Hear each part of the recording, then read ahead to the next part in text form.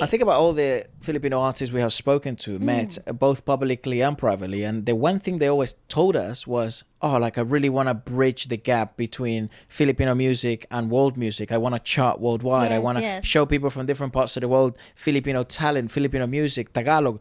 And here is SB19 being the flag bearer of that. Yeah, mate. And it's like, after so many freaking uphill battles. And to be fair, I don't see that much of resistance from the industry. I think they're behind them. And I'm glad they are, because first of all, it benefits everyone if SB19 wins, or if Beanie wins, and if both win, benefits even more.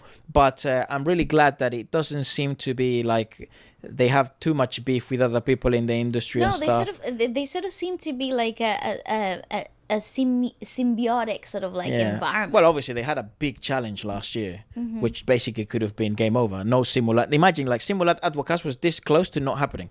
To never ever exist. Not because it was Simulat at Wakas exclusive issues, because it was an SB19 existential crisis. Yeah, literally, bro. How wild is that?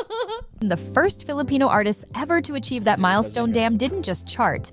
It charted globally, hitting the Philippines Hot 100, the UAE, Saudi Arabia, and even the UK download charts. Their Simula at Wakas World Tour, they kicked it off with 2 back-to-back sellout nights at the Philippine Arena, selling out the huge venue in under 7 hours. That's insane. Genre is that healthy at the moment? It's just getting carried by SB19 and Beanie. Yes, I agree. And because you need these groups. You need these groups to keep solidifying themselves in the industry. Because SB19, like, you don't want people to just die with SB19 and Beanie. That's true. The guys are not getting any fucking younger, and also it's not gonna get any easier. It's gonna get. Guys, you don't want them running forever either. No, you don't want these boys doing world tours for fucking 7 years in a row. No. It's bad for their health up here and bad for their health up here. But so you need other groups. You need this is something that Korean pop has done really well. This is something that Japanese pop has done very well. This is something actually that the US failed at. Correct. And that's the reason why the rise and fall of pop groups in the West happened. And it died with NSYNC and Backstreet Boys. Correct. And nothing else came out of it until One Direction. And that's British. And that took one heck of a time. Yeah, so you need these groups to start really building really strong foundations.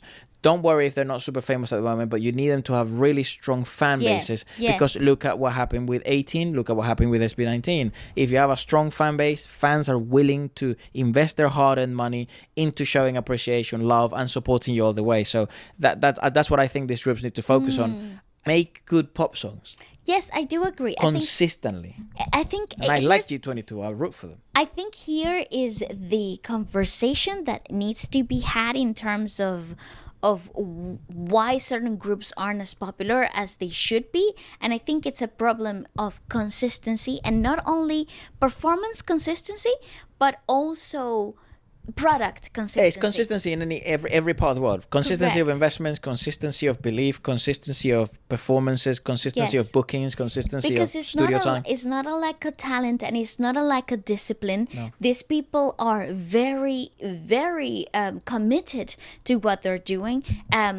Both of the groups that we have seen today. The girls want to be as big as they could possibly be. Yeah.